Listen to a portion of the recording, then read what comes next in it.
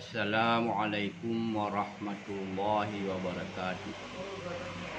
Saya Ketua MPU Kabupaten Pedia mengajak saudara-saudara sekalian masyarakat Kabupaten Pedia, mari sama-sama kita lindungi anak-anak kita dari bahaya penyakit polio yang bisa membuat anak-anak kita lumpuh.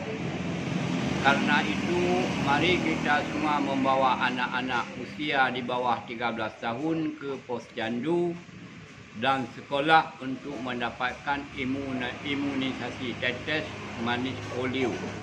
Agama kita mengajarkan bahawa pencegahan adalah lebih baik daripada mengobati.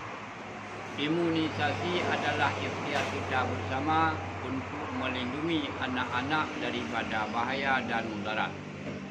Anak percaya wana ke penerus agama dan bangsa, ya terjaga bandung bersihat bersejahtera.